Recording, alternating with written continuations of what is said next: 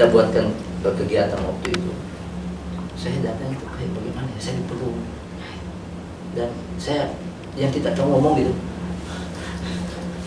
pokoknya dengan bahasa tubuh mereka itu macam-macam, ada laki ada perempuan, mereka sangat senang.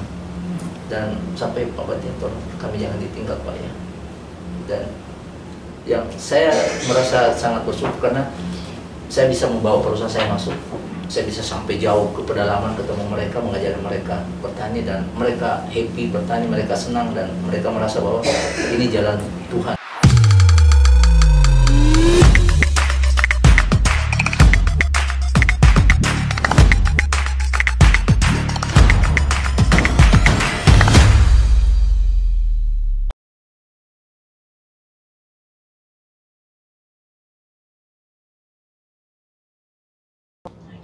Halo para readers, senang sekali saya Ona kembali menyapa rekan-rekan semua di rumah dalam program Real-Time Inspiring.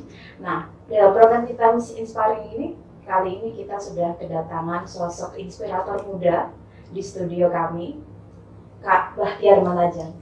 Selamat Kak, selamat pagi Kak, selamat siang ini. Pagi menjelang siang. Pagi menjelang siang. Iya. Oke. Ini kita akan bincang-bincang dengan Kak Bahtiar Manajeng.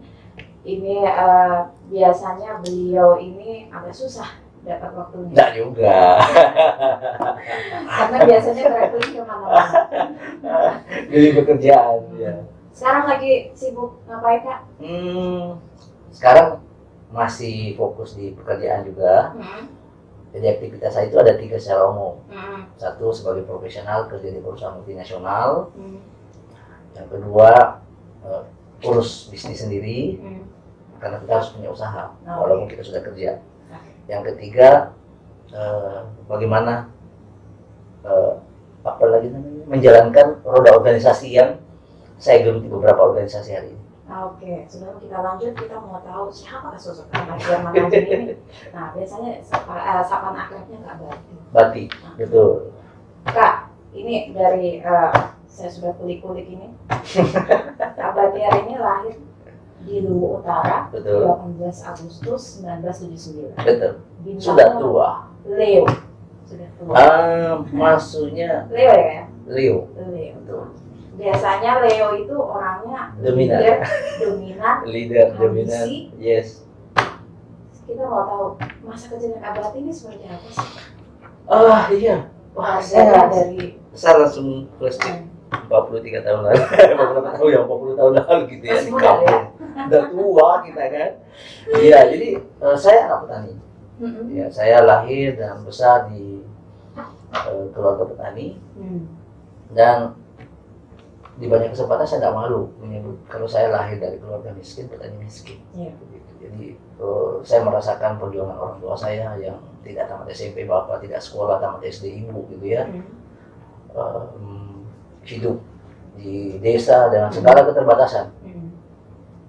Bukan sempat, masa-masa kecil hidup di sawah, di kebun, ikut juga menggembala kerbau waktu itu. Dan ada momen di mana saya sangat sedih karena waktu saya masih SD, 1 ekor kerbau saya meninggal, mati. Karena kesalahan saya mengikat tali tambangnya. Terlalu kuat atau terlalu longgar. terlalu Saya ikat di pohon terlalu longgar, jadi pada saat malam si kerbaunya itu entah bagaimana tadinya masuk di bawah kaki. Jadi mulutnya itu semakin dia goyang semakin tertarik ke lumpur. Waduh, itu apa ya, sedih yang luar biasa waktu itu, masa kecil saya. Itu kan saya ditanya masa sedihnya, salah satunya itu selalu saya cerita. Pada saat kerbau gembala saya mati. Iya, dan saya hidup di pesisir kan. Luwu Utara itu di Malangke itu, saya hidup di desa yang pesisir, jadi pola hidupnya masyarakat pesisir, kulturnya masyarakat pesisir. Jadi kalau saya ketemu dengan laut, ketemu dengan makanan atau seafood yang mentah, fresh, ikan mentah itu salah satu makanan favorit saya. Kalau di kampung saya namanya pocok atau lawak dengan sagu dan angin. Nanti kapan-kapan ke rumah saya makan itu, saya yang masak ya. Diterima. Oke, Kak. lahir dari keluarga petani. Betul. Akhirnya menggeluti pertanian. Alhamdulillah. Apa yang membuat, mungkin selain latar belakang keluarga ya, Iya. apa yang membuat seorang Bahtiar Manajeng mencintai pertanian? Pertanyaan yang bagus. Sampai kuliah pertanian juga, iya nggak ya? Iya betul. Saya sarjana pertanian. Jadi sebenarnya saya terjebak dan akhirnya kemudian saya nikmati. Kenapa?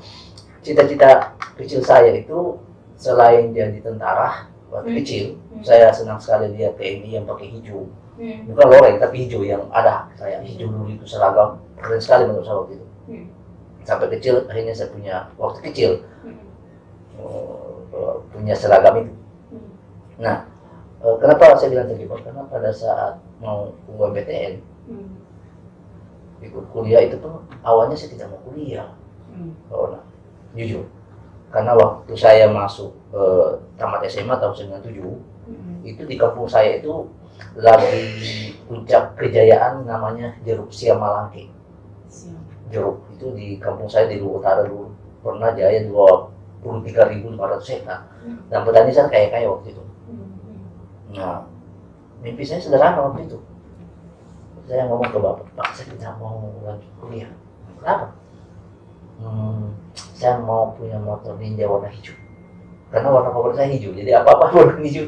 Ini hari ini saya ada, ya, hijau pas lah. Ya. Saya bilang saya mau punya motor warna hijau, jadi saya tidak mau kuliah. Dikasih saja saya 1 hektar pohon kebun jeruk, saya pelihara 1 tahun, panen saya beli. Kata orang tua saya nggak bisa begitu. Orang tua saya tidak berpendidikan tapi cinta pendidikan.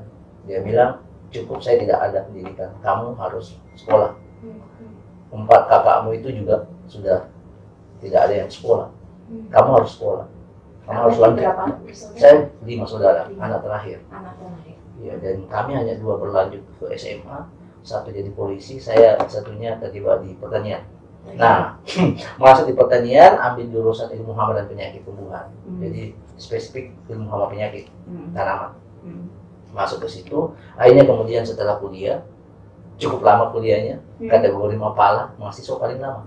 7 tahun di UNAS kan, 7 tahun, akhirnya setelah kuliah sarjana, tidak sampai 2 bulan saya kerja di perusahaan yang sekarang saya tempati ini. Karir dari bawah, masuk di perusahaan pertanian, dan sekarang fokus di divisi seeds, khususnya benih jagung. Nah sekarang saya kerja di perusahaan multinasional yang tadi di awal saya bilang, perusahaan dari Swiss, dan sekarang menghandle bisnis untuk wilayah Sulawesi dan Kalimantan. Yes. Wow. Dari keluarga bapak yang mendorong. Iya, orang tua saya, bapak saya sebenarnya yang maksa ya. Sudah saya bilang maksa karena awalnya saya tidak mau kuliah. Apalagi ke Makassar gitu ya, saya lihat Makassar gitu. Apa yang akhirnya ini Kak berubah dari seorang Kak Bahtiar Manajeng setelah menyentuh dunia perkuliahan, melihat pertanian itu sebenarnya ada yang menarik, perubahan drastis setelah saya menginjakkan kaki di perguruan tinggi. Itu setelah saya aktif di organisasi.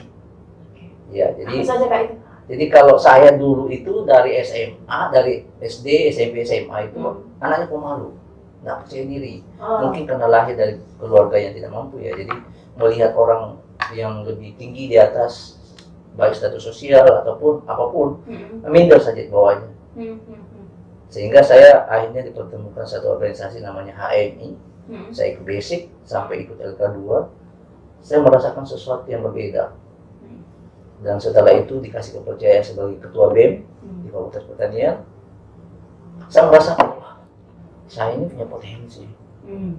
Saya harus berani bermimpi. Jadi di saat-saat saya didoktrin untuk yakin usaha sampai di HMI itu, bahwa semuanya bisa kita raih asal kita punya kemauan, saya berani pasang mimpi.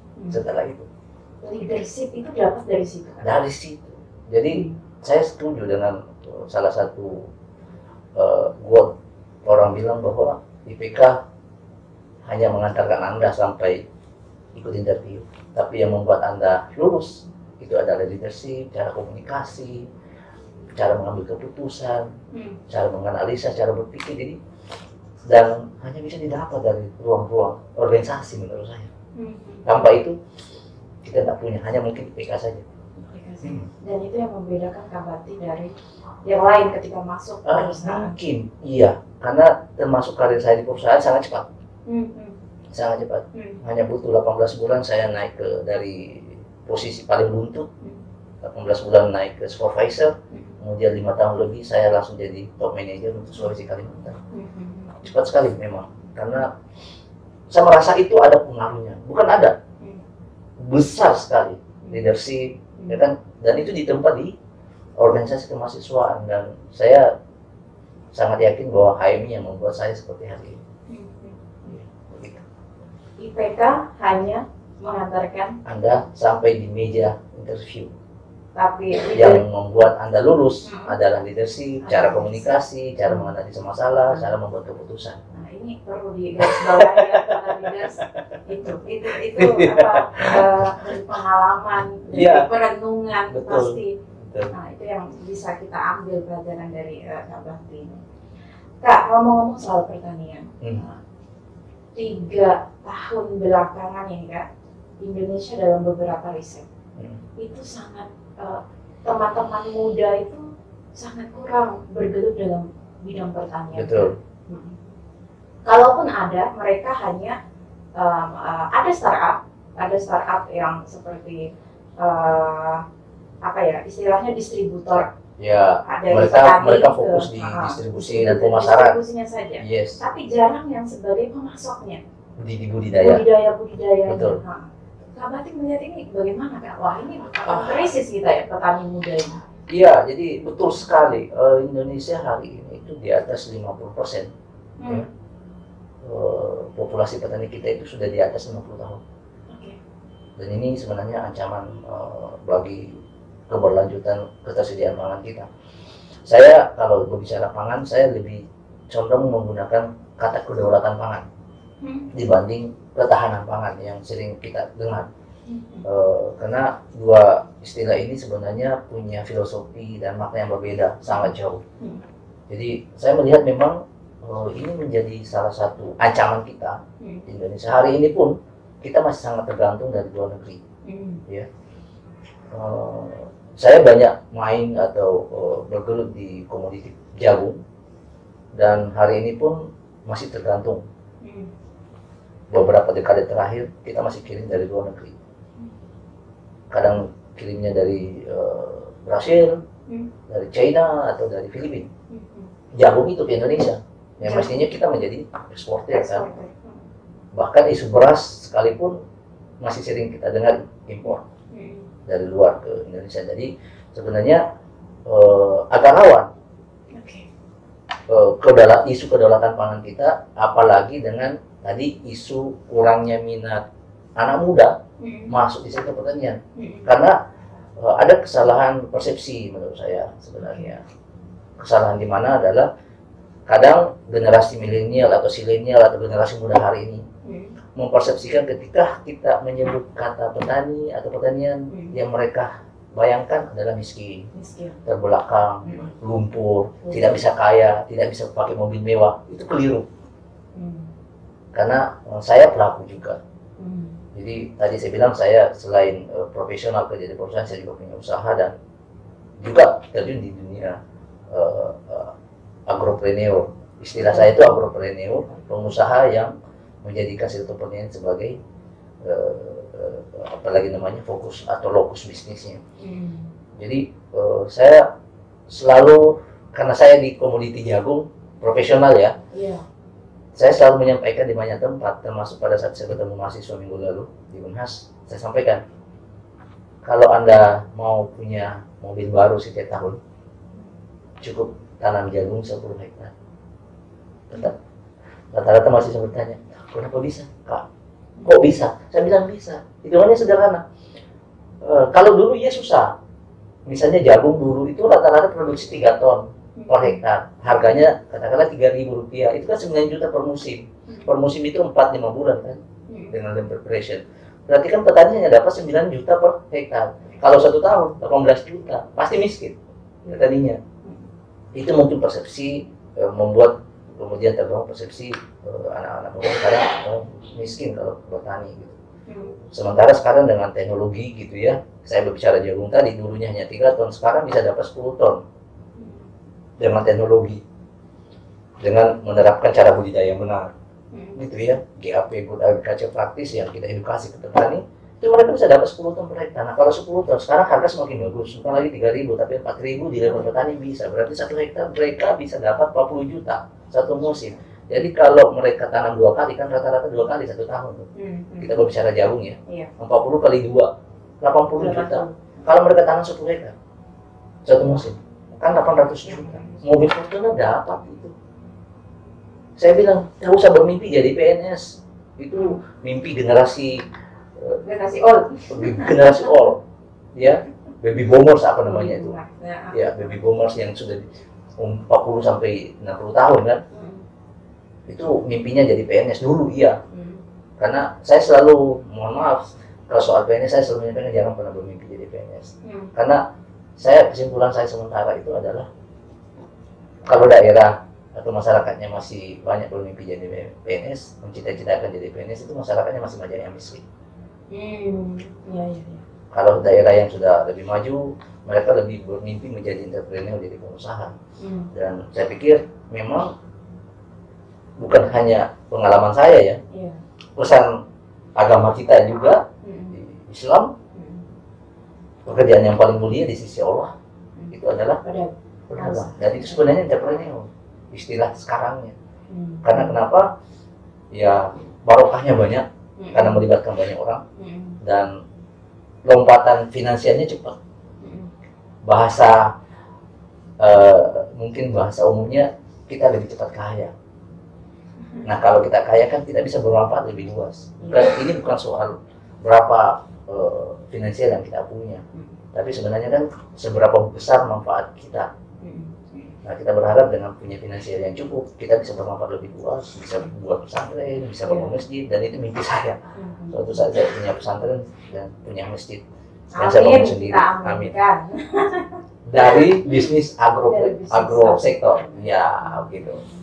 Iya, tadi Kak Barty menyinggung soal ini generasinya Gen Z ya, kayak Gen Z ini generasi terakhir yang realistis nggak melihat sesuatu. Betul. Apa keuntungannya buat saya? Betul. Nah, ini lebih harus ini santai lebih keuntungannya apa untuk saya? Untuk rugi mereka. Betul. Bicara tentang itu kan, bagaimana kemudian kita merubah ini ya, mindset tadi yang Kak Barty sempat singgung itu dalam bidang pertanian. Iya, sebenarnya kalau saya ya. Siapa yang perlu berperan penting Kak untuk ini? Iya, sudah saatnya saya kira institusi pendidikan memulai itu. Kalau sekarang kan, dan dari dulu, boleh saya bilang ideologi pendidikan kita ini kapitalis, di mana para output baik universitas, sekolah tinggi, gitu ya, bagaimana menyiapkan sumber daya manusia untuk industri atau lapangan pekerjaan. Tidak pernah atau kurang sekali persentase untuk mendorong, memotivasi dan membuat kurikulum yang bisa membangun skill seorang entrepreneur. Karena jadi pengusaha ini kan dibutuhkan selain pengetahuan, butuh skill. Iya, makanya saya selalu banyak kesempatan 3 kata kunci sukses kalau mau Anda jadi pengusaha. Apa itu? Dimaksudkan nggak ya? Iya, karena salah satunya itu kalau dari saya pesannya itu satu adalah kapasitas, kemampuan. Nah, kemampuan sudah berbicara pengetahuan dan keterampilan. Dan dunia entrepreneur, dunia usaha ini butuh selain pengetahuan juga keterampilan. Apa artinya?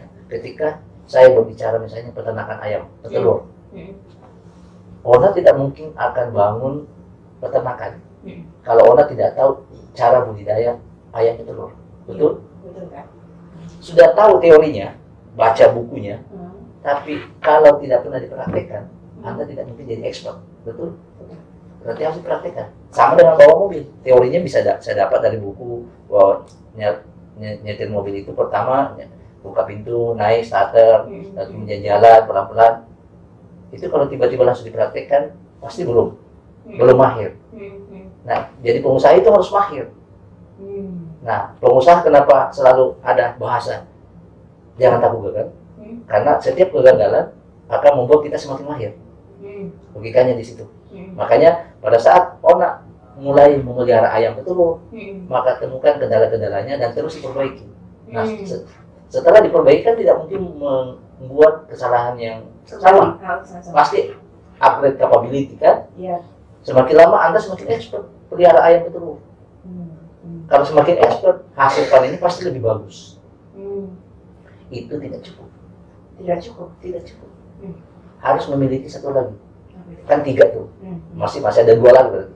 Yang kedua itu adalah Anda harus punya integritas. Kita harus amanah. Karena kita berbisnis tidak hanya berhubungan dengan orang per orang saja. Hanya berhubungan 1-2 orang saja. Tapi banyak orang, banyak stakeholder, supplier, pakan, ini mitra distribusi penjualan, ya kan, pekerja. Nah, kalau kita misalnya tidak amanah, dikasih kepercayaan misalnya nih, supplier pakan, dikasih pinjaman, katakanlah 1 minggu atau 1 bulan, kita bayarnya 2 bulan, bayarnya 3 bulan, atau hasil telur kita jual ke pelanggan, tapi kita kadang ayam yang telur kecil pun atau telur rusak pun dikasih masuk di sela-sela rak itu, masuk dalam itu. Orang tidak percaya kita kan. Nah, itu harus dihindari semua. Kita harus menjadi orang yang amanah, harus orang yang jujur. Ajaran agama juga. Trik dari Rasulullah, tipsnya. Dan itu pengalaman saya, dan saya kira pengalaman ditambah pesan moral maupun pesan religius dari agama kita, betul. Dimanapun Anda, dimanapun, mau posisi apapun, kalau tidak amanah, tidak jujur, di pekerjaan orang apapun, tidak lama. Mungkin kita dapat kepentingan sesaat, dapat keuntungan sesaat, tapi suatu saat ketika ditemukan Anda tidak jujur, tidak akan pernah dikasih ruang yang lebih luas, bahkan mungkin bisa dipotong, diberhentikan, bisa jadi. Di posisi apapun, di dunia apapun, sampai di politik begitu juga. Dalam dunia usaha apalagi. Saya banyak pengalaman, ketemu banyak orang yang tidak punya modal, tapi punya integritas yang bagus. Banyak orang kasih modal. Ini modal saya, kan sudah ekspor nih, orang sudah hebat bisnis saya kan, tapi kurang modal. Karena dipercaya, banyak orang kasih. Ona, ini uang saya 100 juta dong, dipakai di situ. Kan dipercaya. Pasti 100 juta ini dikembalikan suatu saat dan dikasih keuntungan ke saya. Kalau dipercaya. Tapi kalau tidak akan ada orang yang kasih. Dan itu tidak bisa disembunyikan, pasti ketahuan. Soal cepat atau lambat. Tapi pasti. Nah, yang ketiga, setelah integritas, kapabilitas, integritas, yang ini soal lebih banyak ke apa istilahnya ini ya. Saya kalau tadi itu intelektual, passion, kecerdasan intelektual, ini emosional, ini spiritual, lebih banyak bermanfaat ke orang. Iya, jadi apapun peran kita di situ, kita harus menjadi bermanfaat dan baik. Itu kuncinya kalau saya.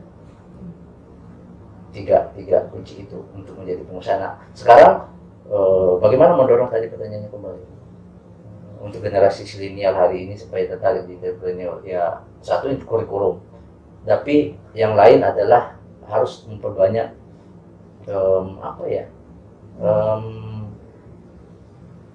training atau pelatihan entrepreneur yang bisa melibatkan kelompok milenial lebih banyak, menghadir mereka lebih banyak bisa ikut di motivasi dunia entrepreneur atau agropreneur.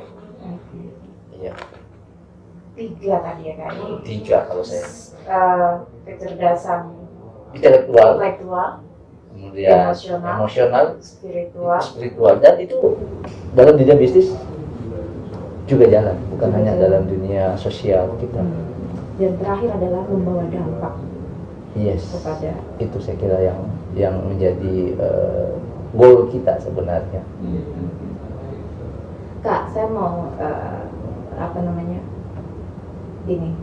membahas terkait posisinya Kak Bati sekarang di perusahaan multinasional ya Kak. Yes. Yang bergerak dalam bidang pertanian. Apa programnya sekarang Kak? Ya, jadi saya kan bekerja di perusahaan multinasional ya. Divisi seeds atau lebih spesifik benih jagung. Nah, tentu program paling utama saya adalah bagaimana mengamankan saya punya budget setiap tahun, target penjualan, budget penjualan. Nah, di sisi lain tentu untuk kami di divisi sales gitu ya, selain ada target penjualan, ada namanya target campaign, aktivitas di petani. Cuman memang ini kalau saya menyiasati, tanda kutip, menyiasati campaign saya itu kegiatan promosi tanda kutip di customer, di petani itu untuk yang bisa memberi manfaat, bukan hanya sekedar target menjual saja. Jadi contoh kecil, wilayah saya di Sulawesi ini kan kalau bicara bisnis jagung, sejak 2018 sampai katakanlah tahun 2020 itu saya hanya fokus di Sulawesi Selatan dan Gorontalo. Untuk di Sulawesi. Saja. Hanya di Sulawesi Selatan dan Gorontalo. Sulawesi Tengah, Sulawesi Barat, Sulawesi Utara, Sulawesi Tenggara enggak. Saya fokus. Kenapa? Saya anggap jagung di sana masih kecil. Masih sedikit. Bisnis saya peluangnya masih kecil di sana. Tetapi yang kita lakukan sejak 2018, saya dengan teman-teman Wahana Visi Indonesia, salah satu NGO di Palu, Sulawesi Tengah, itu saya datang ke sana.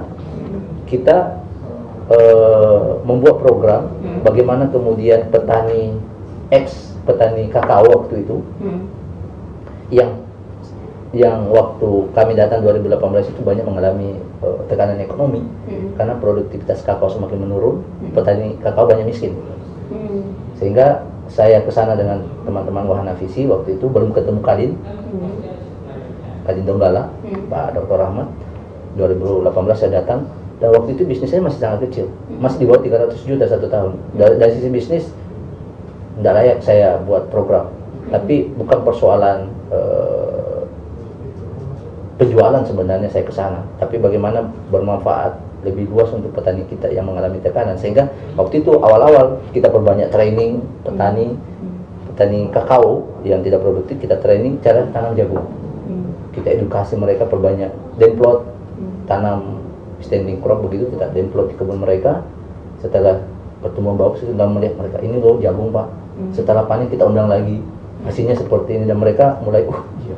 Akhirnya itu bergelinding, dan bisnis dari boleh saya bilang dari 2018 Sulawesi Tengah 0 bertumbuh. Jadi kita transport teknologi ke petani, dan hari ini Sulawesi Tengah menggeliat tuh. Kalau Onak suatu saat ke Palu, coba telusuri bagaimana perkembangan komoditi jagung di Sulawesi Tengah. Bahkan Kadin Donggala menjadikan program unggulan setelah kami bertemu awal 2020 kalau tidak salah.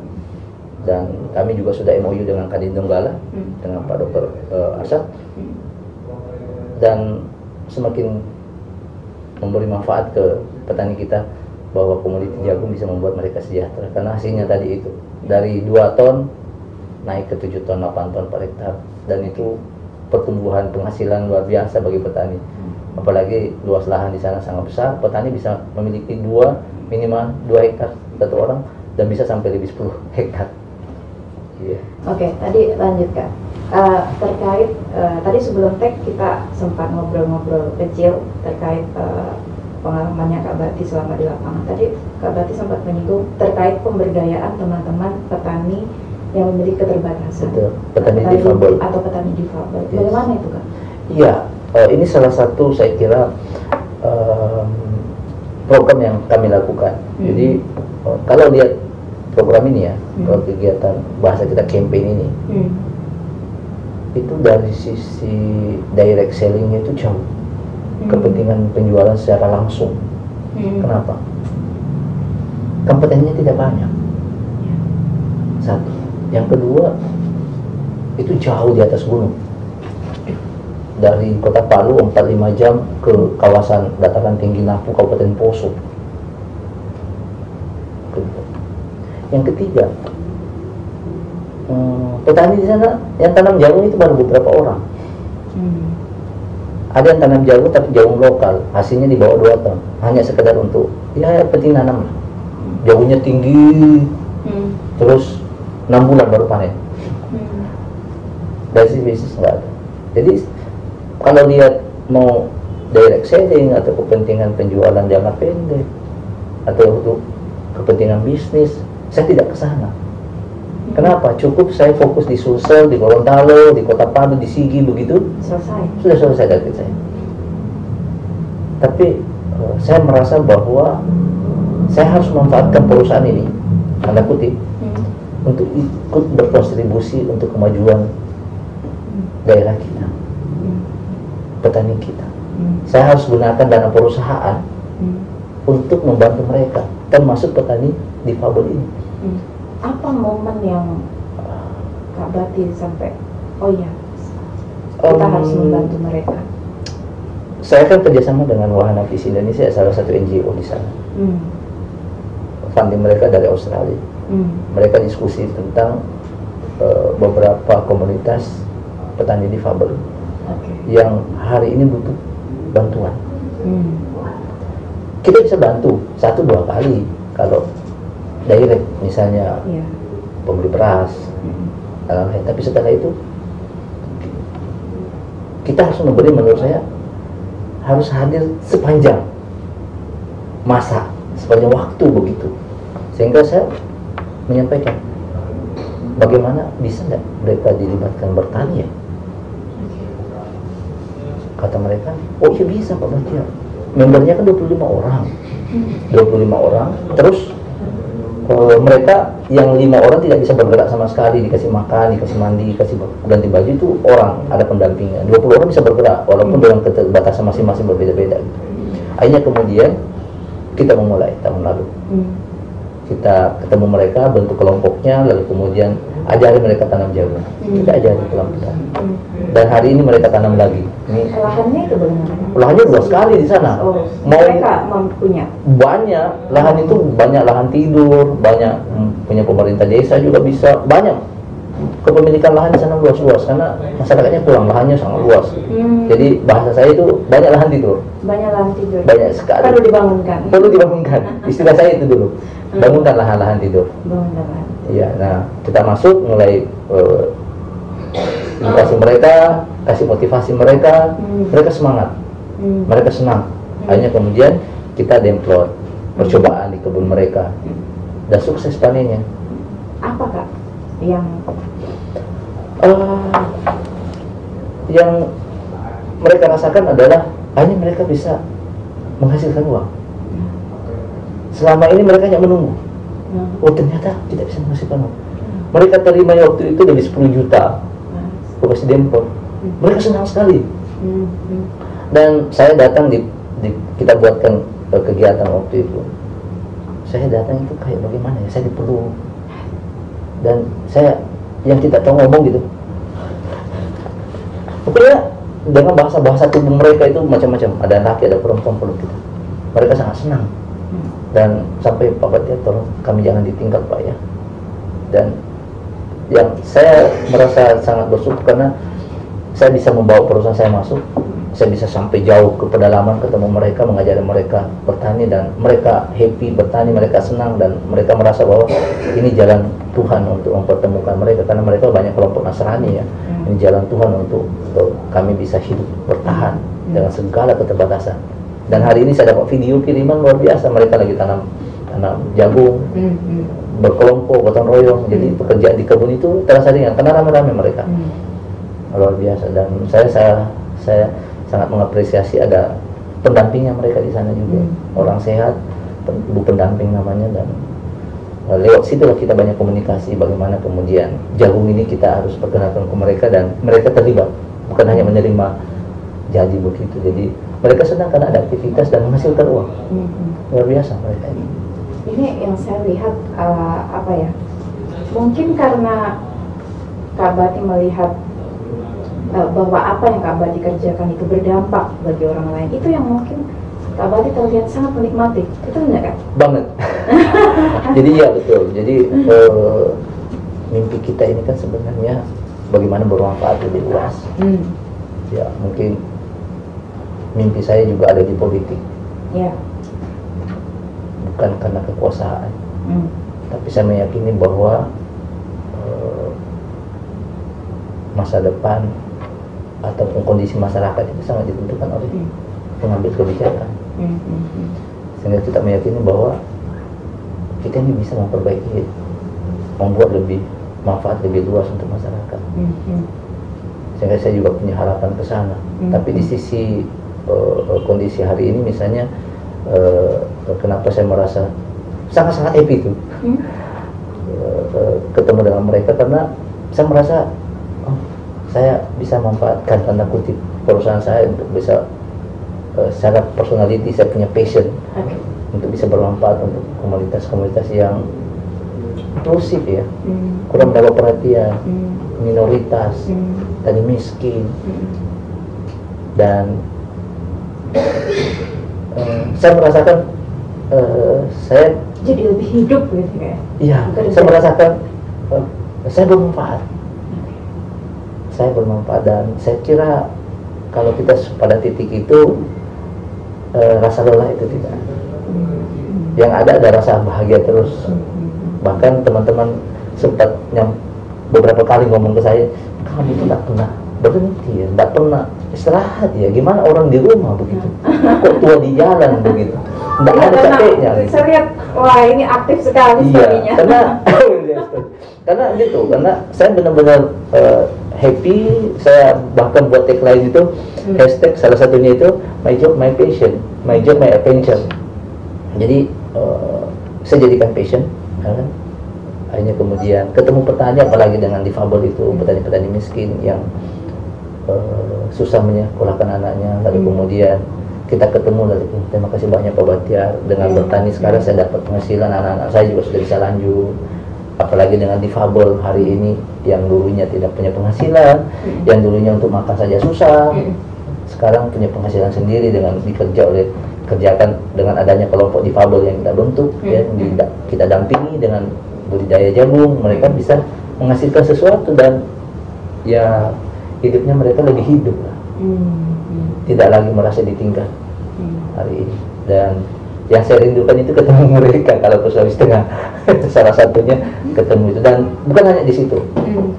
Ada lagi yang kami anggap harus ada follow up dari budidaya jagung itu. Karena yang kami dorong sebenarnya kalau dalam agropreneur itu adalah bagaimana kemudian mengintegrasikan bisnis yang kami sebut integrative farming dari hulu hilir. Jadi sebenarnya sekarang kami tahap kedua dari program pendampingan petani difabel ini adalah mendampingi kelompok difabel lain untuk punya pabrik penggilingan jagung. Jadi hasil panen di kelompok budidaya itu bisa dijual di penggilingan.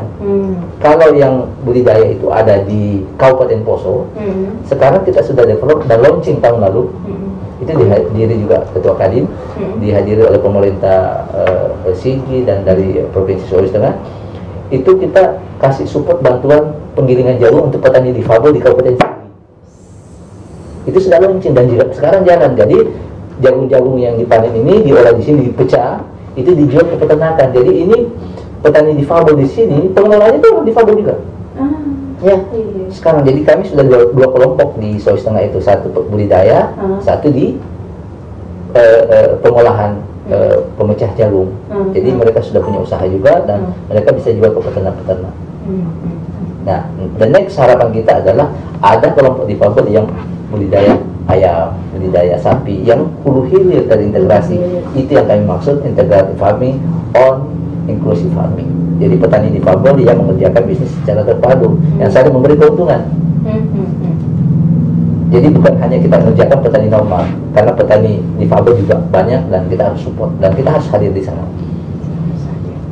Satu pelajaran yang berharga sekarang apa yang kami dapat dari Kak Bati ini adalah bagaimana kita menggunakan posisi, menggunakan sumber daya, menggunakan kekuasaan itu untuk berdampak. Saya kira itu poinnya. Poinnya itu. Apapun peran kita. Kak Batian, terima kasih. Siap, sama-sama. Thank you untuk waktunya. Sama-sama. Terima kasih juga sudah dikasih kesempatan tampil di sini. Siap. Terima kasih. Iya, itu tadi teman-teman perbincangan sangat seru, inspiratif bersama Kak Batian, manajer untuk Kak Bati.